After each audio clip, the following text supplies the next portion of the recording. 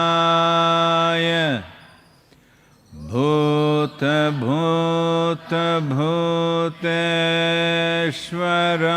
भूतभूतभूतेश्वराय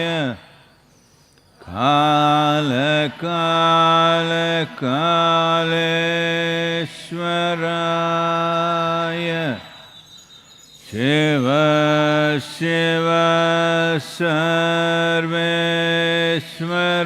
सर्वेश्वराय शम्भो शम्भो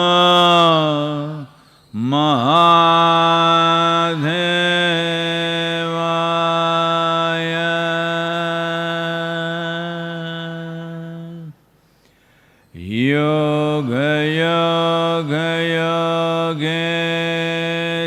योगयोगयोगेश्वराय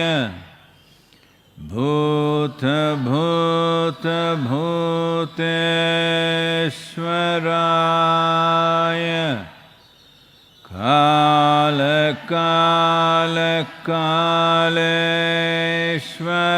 कालकालकालेश्वराय शिव शिव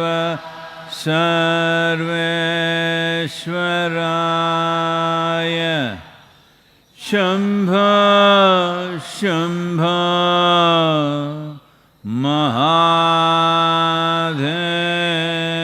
महादेवाय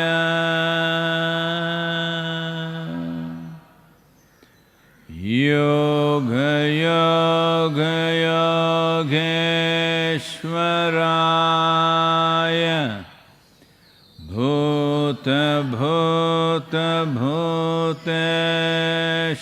भूतभूतभूतेश्वराय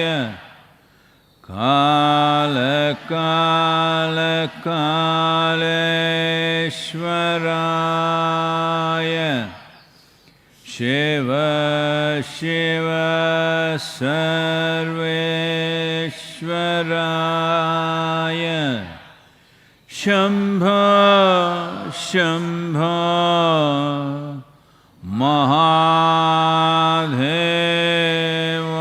महादेवाय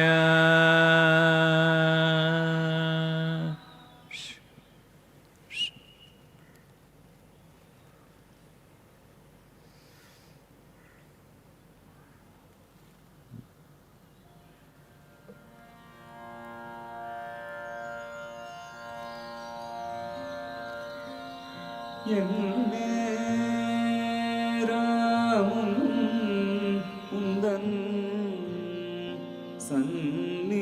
சந்நிதியிலே நான் இருக்க வேணும் ஐயா பொன்னையா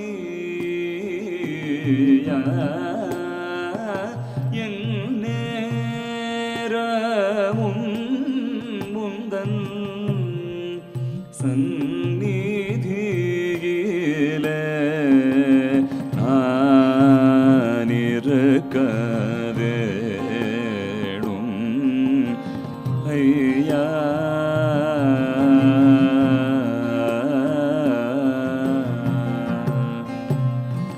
தென்னம் சோலை தழை கூத்தன் பூலி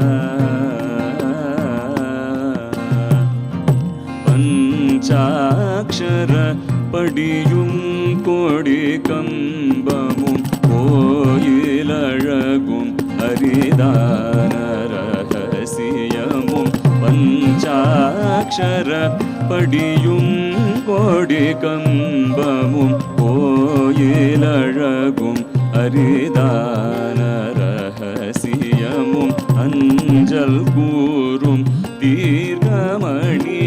தீர்க்கமணிகளோசையும் அந்த கரணமயக்கம் அஞ்சல் கூறும் தீர்க்கமணிகளோசையும் அந்த கரணமயக்கம் தீர்ந்து பாடி கொண்டெல்லே ராமும் முந்தன் சந்நிதியிலே நானிருக்க வேணும் ஐயா.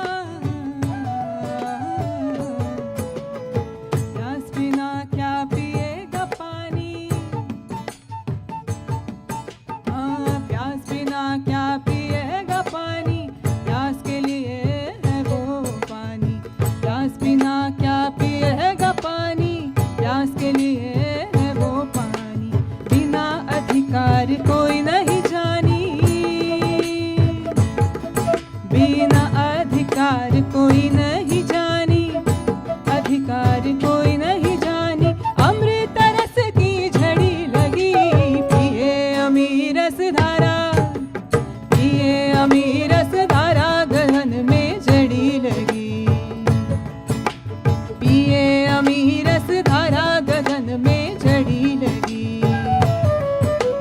झड़ी लगी, झड़ी लगी, झड़ी लगी, झड़ी लगी, पिए अमीर रस धारा, पिए अमीर रस धारा, गगन में जड़ी लगी, पिए अमीर रस धारा, गगन में जड़ी लगी।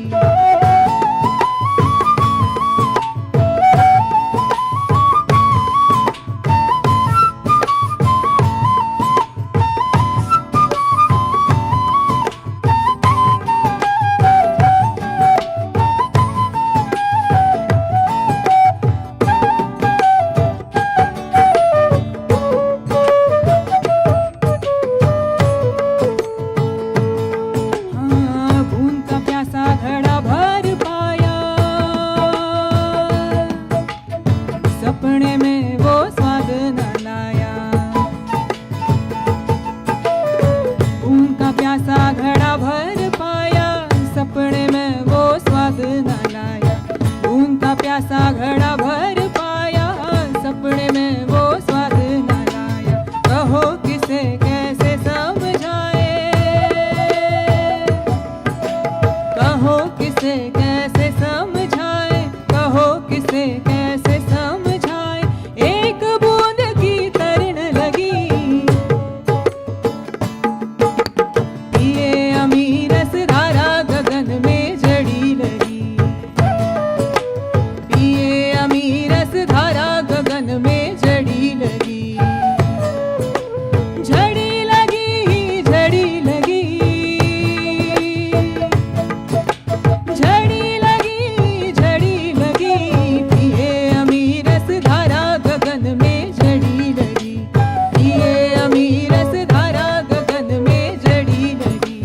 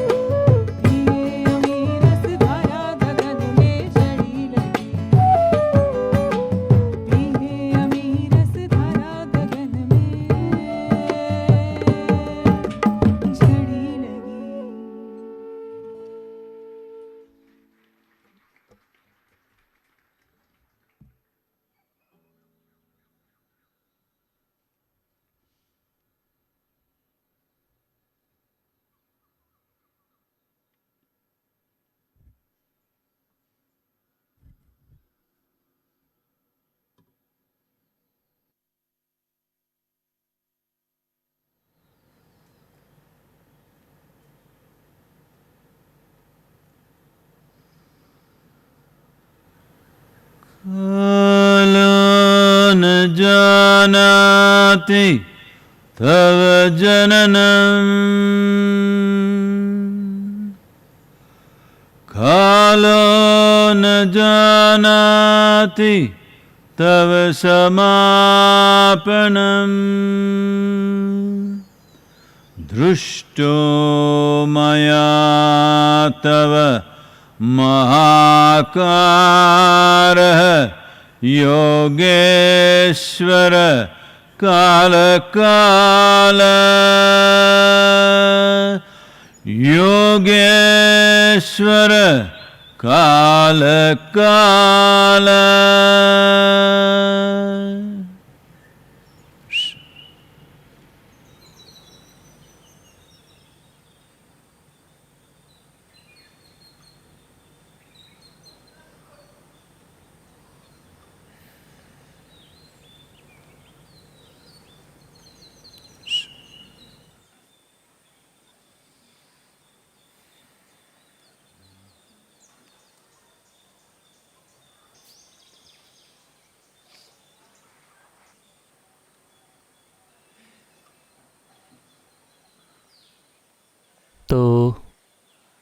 वायरस से होने वाली मौतों का नाच दुनिया भर में जारी है।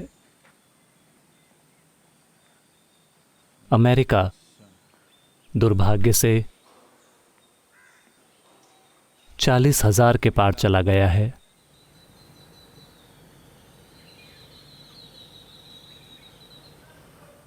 दुनिया मेरे ख्याल से 1,50,000 के पार चली गई है। भारत में भी थोड़ा उछाल आ रहा है। यूरोप में संख्याएं स्थिर हैं या कम हो रही हैं, लेकिन हमें समझना होगा कि इनमें से किसी भी देश में हमने वायरस के बारे में कुछ भी नहीं किया है।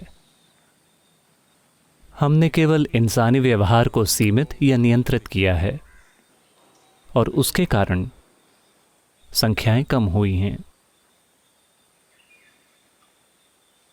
अब जो सबसे कठिन निर्णय किसी सरकार को लेना है या किसी लीडर को लेना है, वो ये है कि ढील दें या नहीं। आज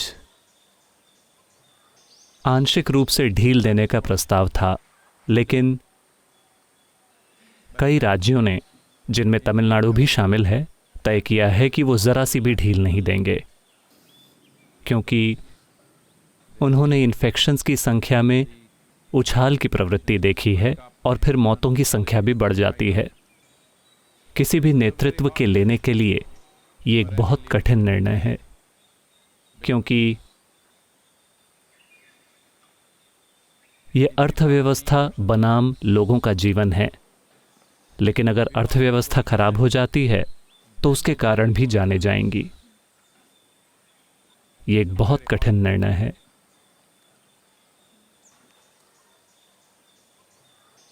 तो क्या कोई बिल्कुल सही निर्णय है? नहीं है। निर्णय चाहे जो हो, नुकसान तो होंगे ही।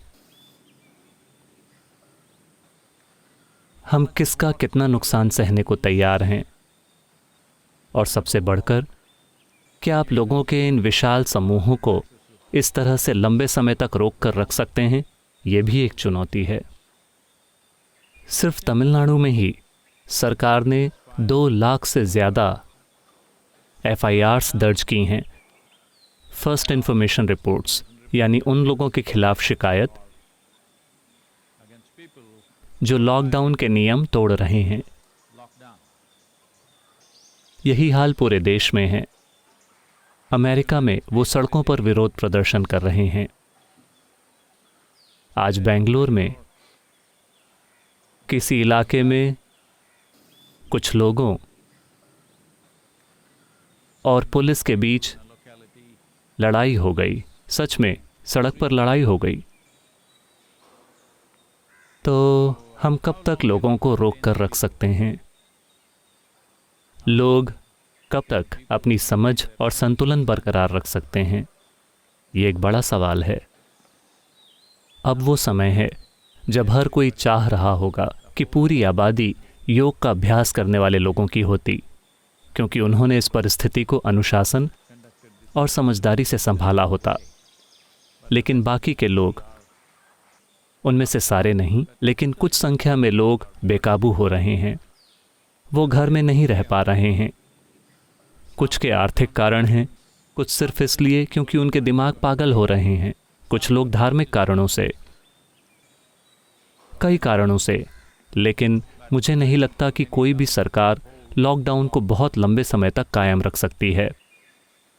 किसी तरह से हमने करीब 6 हफ्ते मैनेज कर लिए हैं, यानी कि 3 मई तक। उसके आगे ये काफ़ी मुश्किल होगा। हालांकि एक्सपर्ट्स और वैज्ञानिक, जिनके ऊपर इन कठिन निर्णयों को लेने का बोझ नहीं होता, वो कह रहे हैं कि अगर लॉकडाउन 15 मई तक जारी रहता है तो हम शायद भारत में वायरस को रोक लेंगे सितंबर के बीच में या सितंबर के अंत में। लेकिन अगर आप लॉकडाउन को 31 मई तक जारी रखते हैं तो शायद आप वायरस को रोक लें जून के बीच में या जुलाई की शुरुआत में।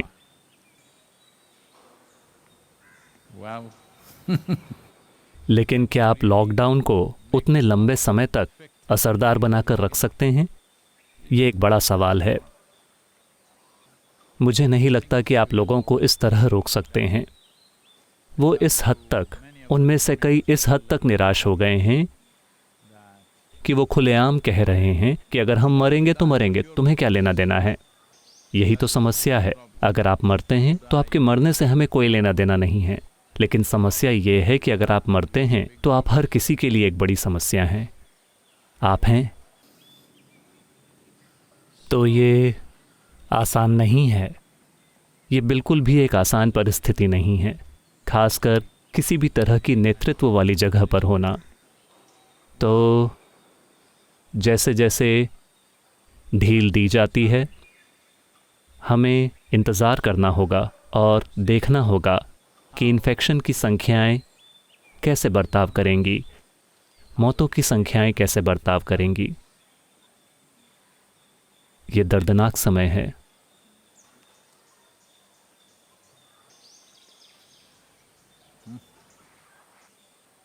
ये सवाल अमेरिका से अंजन ने पूछा है।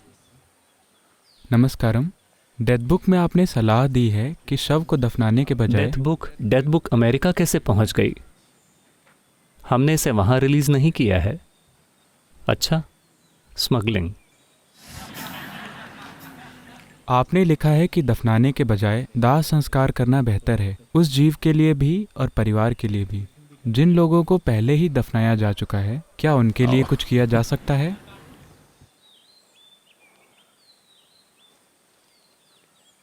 चलिए इसे समझते हैं। रिश्तेदारों के लिए, दोस्तों के लिए और वो लोग जो उस इंसान के करीब हैं, उनके लिए शरीर बहुत मायने रखता है। हालांकि कम से कम उनके अनुभव में वो इंसान अब उस शरीर में नहीं है। वो इंसान अब उस शरीर में नहीं है, लेकिन फिर भी क्योंकि वे उसे इसी तरह से जानते थे, बस वो आकार, और वो ये भी जानते हैं कि अगर आप उसे थोड़ी देर के लिए रोक कर रखेंगे तो वो सड़ने लगेगा। उसके बावजूद लगाव होता है, भावनाएं होती हैं। तो ये एक संवेदनशील मामला है। अलग अलग लोग अलग अलग चीज़ें करते हैं। और ये धार्मिक मामला भी है, क्योंकि कुछ लोग मानते हैं कि आपको उन्हें दफनाना चाहिए। लेकिन आपको ये समझना होगा कि जहाँ कहीं भी दफनाया जाता था, उन जगहों पर, मैं प्राचीन काल की बात कर रहा हूँ, प्राचीन काल में अगर आप गौर करें कि कौन से इलाके हैं जहाँ दफनाया जाता है, कौन से इलाके हैं जहाँ दाह संस्कार होता है, तो आप देखेंगे कि जहाँ कहीं भी रेगिस्तान थे, जहाँ बहुत ठंडे प्रदेश थे, जहाँ कोई पेड़ नहीं थे और जलाने के लिए लकड़ी नहीं थी, वहाँ दफनाने की परंपरा बन गई। जहाँ कहीं भी जंगल थे, जहाँ जलाने के लिए लकड़ी उपलब्ध थी, वहाँ वो दाह संस्कार करने लगे। तो कुछ समाजों में हमने एक तरीका अपनाया, क्योंकि एक जागरूकता मौजूद थी कि मृत्यु घोषित होने के बाद क्या होता है। मैं इस बारे में सतर्क हूँ। मैं मृत्यु के बाद नहीं कह रहा हूँ, मृत्यु घोषित होने के बाद। किसी व्यक्ति को मृत घोषित कर दिया गया है, जिस भी तरह के डॉक्टर के द्वारा या आसपास के बुद्धिमान लोगों के द्वारा। उन्होंने कुछ चीज़ों को जांचा, सांस नहीं है, शरीर में गर्मी नहीं है, कुछ चीज़ें चली गई हैं, जीवन के संकेत चले गए हैं, तो उन्होंने उस व्यक्ति को मृत घोषित कर दिया। लेकिन इसकी प्रकृति कि हम इस शरीर में कितने लिप्त हैं, यानी ये जीवन ऊर्जा, ये कार्मिक तत्व इस तरह से एक तरह से शरीर की हर कोशिका में गहरा घुसा हुआ है। तो जीवन बस यूं ही पुफ करके उड़ नहीं जाता, ये अपना समय लेगा। क्योंकि कुछ तरह के प्राण तुरंत नहीं जाते। मैं इसके विस्तार में नहीं जाऊंगा, ये एक लंबी चौड़ी चीज़ है, आपको इसे डेथ बुक में पढ़ना चाहिए। मुझे नहीं पता कि ये सवाल क्यों पूछा जा रहा है, क्योंकि मुझे लगा कि वैसे भी किताब में इसे विस्तार से बताया गया है। तो ये कई चरणों में जा रहा है। चूंकि ये कई चरणों में जा रहा है, इसलिए थोड़ी परेशानी होगी उस जीवन को, और वो लोग भी जो उस व्यक्ति के प्रियजन हैं, चूंकि वो भी एक स्तर की उथल पुथल महसूस करेंगे जो उनके अंदर होने वाली उस भावनात्मक उथल पुथल से परे है जो किसी प्रियजन के जाने के कारण होती है। सिर्फ वही नहीं, एक तरह की उथल पुथल होनी शुरू हो जाती है क्योंकि वो जीवन उससे होकर गुजर रहा है। जेनेटिक संबंधों की वजह से एक स्तर की उथल पुथल होगी। इसको संभालने के लिए कई पहलू हैं, इसे भी डेथ बुक में विस्तार से बताया गया है, लेकिन चलिए मैं इसे एक ज़्यादा सरल तरीके से बताता हूँ। चूंकि जीवन बाहर जा रहा है, जब वो एक खास हद तक निकल जाता है कि उसे डॉक्टरी तौर पर मृत घोषित कर दिया जाता है क्योंकि हर चीज़ खत्म हो गई है, उसे जिंदा नहीं किया जा सकता, ये उस सीमा तक चला गया है, लेकिन जीवन अभी भी जा रहा है। अगर आप इसे एक लंबे दौर तक निकलने देते हैं तो अनावश्यक अशांति पैदा होती है। तो आमतौर पर इस देश में, इस संस्कृति में, हमने 1.5 घंटे का समय तय किया था कि इस समय के भीतर आपको दाह संस्कार कर देना चाहिए। लेकिन कभी कभी मृत्यु की घोषणा क्वालिफाइड लोगों के द्वारा नहीं की जाती थी, यानी ये पक्का करने के लिए कोई उचित मेडिकल कर्मी नहीं होता था कि वो इंसान असल में मर गया है। और साथ ही अगर सांस, दिल की धड़कन जैसे पैरामीटर और हर चीज़ चली गई है, मान लीजिए कि इसका निकलना बहुत धीरे धीरे हो रहा है, जब आप इस शरीर को आग लगाते हैं तो ये उठकर बैठने लगता है। ऐसा नहीं है कि ऐसा बहुत ही दुर्लभ मौक़ों पर हुआ है अज्ञानता के कारण कि कोई उठकर बैठ गया और अपनी चिता से भाग गया। इस तरह की परिस्थिति बहुत ही ज़्यादा दुर्लभ है क्योंकि उसे बिल्कुल ही बेखबरी में किया गया था। किसी ने जांचा कि सांस नहीं चल रही है और उन्होंने कहा ठीक है, 1.5 घंटे से उसने सांस नहीं ली है, और उन्होंने जल्दबाजी की। शायद वो आपकी सास थी या आपका दुश्मन था, मैं नहीं जानता। हो सकता है कि वैसी चीज़ें हुई हों, लेकिन वो अक्सर नहीं होती। मुझे पता है कहीं ना कहीं ऐसा हुआ होगा, लेकिन ऐसा कई बार हुआ है कि मृत शरीर प्रतिक्रिया में उठकर बैठने लगता है और फिर गिर जाता है। ऐसा अक्सर होता है। यही एक कारण है कि मुर्दे कहीं भाग नहीं जाते, लेकिन आप देखेंगे कि कम से कम दक्षिण भारत में हम अब भी इसका पालन करते हैं कि जब मृत शरीर को ले जाया जाता है तो हम उसे बांध देते हैं ताकि वो उठकर बैठ न जाए। बस प्रतिक्रिया में ये उठ खड़ा होता है, और साथ ही जलते समय, क्या कहें, शरीर में मौजूद पानी और नमी के सूखने के कारण शरीर की सिकुड़ कर बैठने की प्रवृत्ति होती है। वो बैठना नहीं है, लेकिन उसकी ऊपर आने की प्रवृत्ति होती है। लेकिन ये बचे हुए प्राण के कारण भी होता है जो अभी भी बाहर निकल रहा है। तो इस मायने में अगर लोग 84 साल से कम उम्र के हैं और उनकी मृत्यु हुई है तो दाह संस्कार करना सबसे अच्छा है। अगर वो 84 से अधिक उम्र के हैं तो आमतौर पर ज़्यादातर समय, मैं कहूँगा कि 95% समय या इससे भी अधिक, जीवन ऊर्जाएं पहले ही कमज़ोर हो गई हैं। जब वो बाहर निकलती हैं तो ज़्यादा कुछ नहीं बचता या लगभग कुछ भी नहीं बचता। तो 85 या 84 साल से ऊपर की उम्र में कभी कभी उन्हें दफनाया जाता था क्योंकि इससे कोई फ़र्क नहीं पड़ता। लेकिन अगर वो उससे कम उम्र के हैं, खासकर अगर वो काफ़ी छोटे हैं, मान लीजिए कि वो किसी दुर्घटना या बीमारी या चोट या किसी चीज़ के कारण मर गए, फिर हमेशा दाह संस्कार ही होना चाहिए। दाह संस्कार करना एक अच्छी चीज़ है क्योंकि ये स्थिरता लाता है उस व्यक्ति में और आसपास मौजूद भावनात्मक लोगों में। क्योंकि बस ये विचार, कोई व्यक्ति आपको बहुत प्रिय है, आप उसे एक बक्से में डालते हैं और उसे इस बगीचे के नीचे रख देते हैं। इस बगीचे में सतह के नीचे आप इस जगह को छोड़कर नहीं जा सकते क्योंकि आप जानते हैं कि आपका प्रियजन अभी भी वहाँ है। ऐसा करना बहुत मुश्किल है। ठीक है, लोगों ने उस पर मिट्टी डाली और वो चले गए, आपने कुछ फूल चढ़ाए, लेकिन आपका संघर्ष खत्म नहीं होगा। The struggles are not purely psychological. संघर्ष पूरी तरह से मानसिक नहीं है, शारीरिक संघर्ष भी होता है क्योंकि एक जेनेटिक संबंध है जो आपके सोचने और महसूस करने से परे है। तो दाह संस्कार उन चीज़ों में स्थिरता लाता है। तो आम निर्देश यही होगा कि अगर वो 84 साल से अधिक उम्र के नहीं हैं तो दाह संस्कार करना ही सबसे अच्छा होगा। मुझे नहीं पता कि ये सवाल किस संदर्भ में आया है। क्या ये वायरस से संबंधित मौतों के संदर्भ में है? अगर ये वायरस से संबंधित मौत है तो दाह संस्कार करना सबसे अच्छा है। दुनिया भर में ये प्रथा हमेशा से रही है। जब भी कोई संक्रामक बीमारी फैलती है, चाहे वो प्लेग हो या ये वायरस या वो वायरस, हर किसी को अपने विवेक से ये पता था कि दाह संस्कार करना सबसे अच्छा है। लेकिन अब परिस्थितियां विकृत हो गई हैं। मेरे धर्म बनाम आपके धर्म का धंधा। मुर्दों के लिए कोई धर्म नहीं है, कम से कम इतना आपको समझना चाहिए। मरा हुआ व्यक्ति कोई चुनाव नहीं कर रहा है।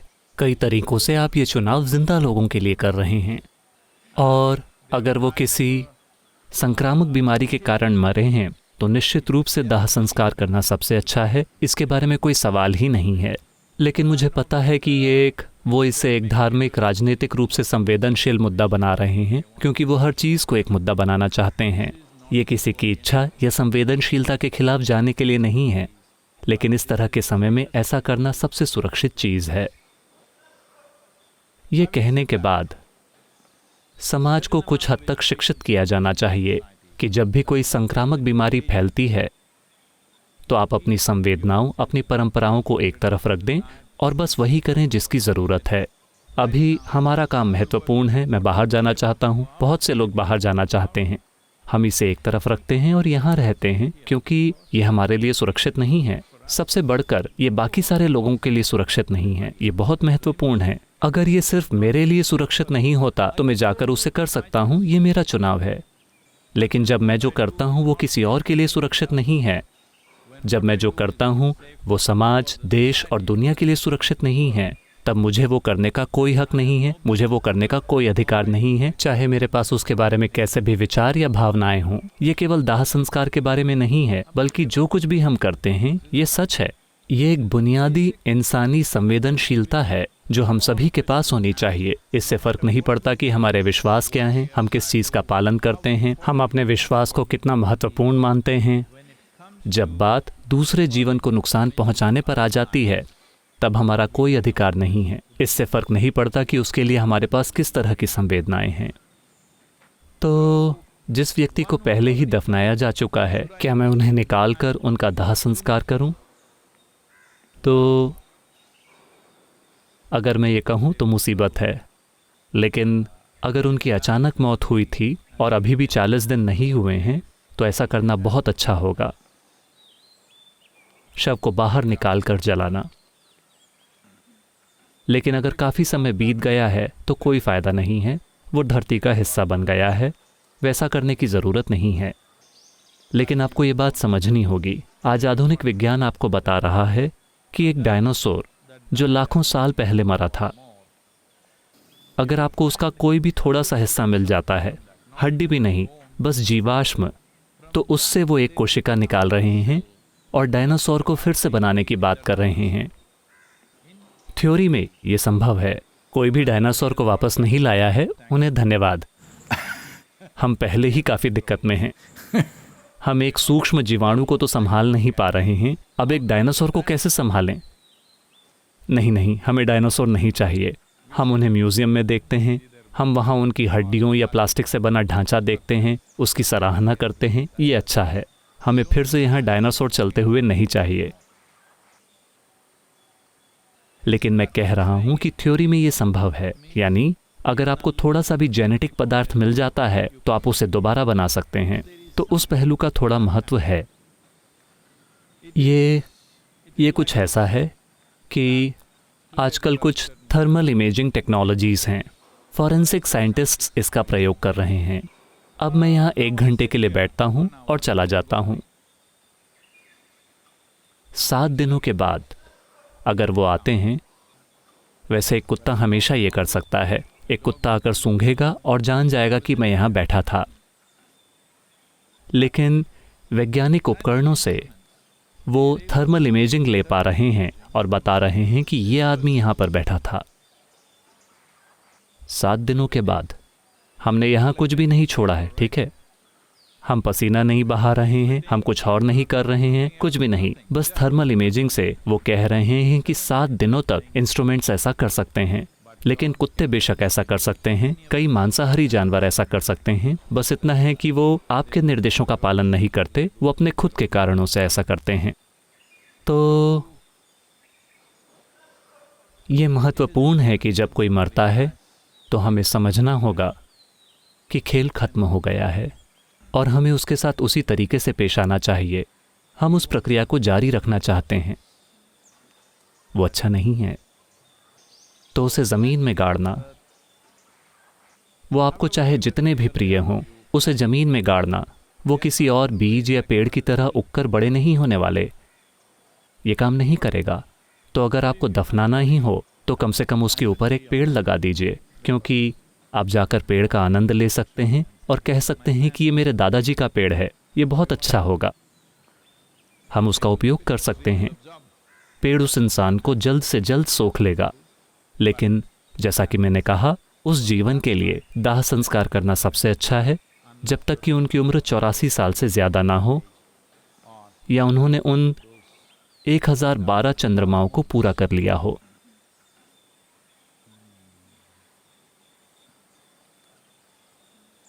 मृत्यु एक ऐसी चीज़ है जो हमारे जीवन में सिर्फ एक बार होती है। ये महत्वपूर्ण है कि हम इसे अच्छे से संचालित करें और हमारे आसपास के हर व्यक्ति को संवेदनशील बनाया जाए ताकि वो भी इसे हमारे लिए अच्छे से संचालित करें। क्योंकि जब आप असहाय बन जाएंगे तो आपके इर्द गिर्द बेवकूफ़ लोग होंगे जो हर तरह की चीज़ें करेंगे, अपनी भावनाओं के कारण, अपनी विश्वास प्रणालियों के कारण या कुछ भी। ये बहुत महत्वपूर्ण है क्योंकि एक मरते हुए इंसान का कोई धर्म नहीं होता या एक मरे हुए इंसान का निश्चित रूप से कोई धर्म नहीं होता, कोई जाति नहीं, कोई पंथ नहीं, कुछ भी नहीं होता। केवल इंसानों के पूर्वाग्रह इन चीज़ों को जारी रखते हैं। इस तरह के समय में जब हर दिन हज़ारों लोगों की मौत हो रही है सिर्फ एक कारण से, प्राकृतिक मौतें तो वैसे भी हो रही हैं, अब कोई उस बारे में बात नहीं कर रहा है, लेकिन सिर्फ वायरस के कारण ऐसा हो रहा है और इस बात का डर है कि ये संख्या कई गुना बढ़कर लाखों में जा सकती है। हमें नहीं पता कि हम इसे रोक पाएंगे या नहीं, किसी को इस बारे में यकीन नहीं है। हर कोई कई चीज़ों की बात कर रहा है लेकिन किसी को यकीन नहीं है। ये डर और घबराहट फैलाने के लिए नहीं है, लेकिन अगर हम किसी परिस्थिति को उसके असली स्वरूप में नहीं देखते तो हम उसे संभाल भी नहीं पाएंगे। उसे उसके असली रूप में देखना बहुत महत्वपूर्ण है। फिलहाल ये एक बड़ी सी अनजान हकीकत है। जैसा कि मैंने कल कहा था, अब ये बस एक श्वसन तंत्र से जुड़ी समस्या नहीं रही, ये आपके लिवर और किडनी में भी घुस रहा है। सबसे बढ़कर ये आपके लिम्फोसाइट्स या टी सेल्स को नष्ट कर रहा है, यानी ये आपके इम्यून सिस्टम को कमज़ोर बना रहा है और परिस्थिति को अपने लिए बहुत अनुकूल बना रहा है। तो आपका सामना एक बहुत ही स्मार्ट वायरस से हो रहा है और वो अभी भी हमारी पकड़ में नहीं आए हैं। हमारा उन पर ज़रा भी नियंत्रण नहीं है, ज़रा भी नहीं। सिर्फ इतना है कि हम इसे इंसानों के व्यवहार को नियंत्रित करके नियंत्रित कर रहे हैं। आप सभी कृपया ठीक से व्यवहार करें।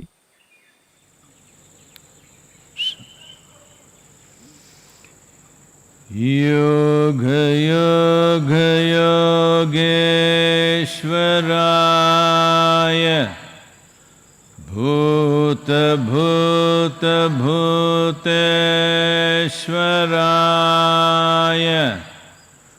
काल काल कालेश्वराय शिव शिव सर्वेश्वराय शंभ शंभ महादेवाय।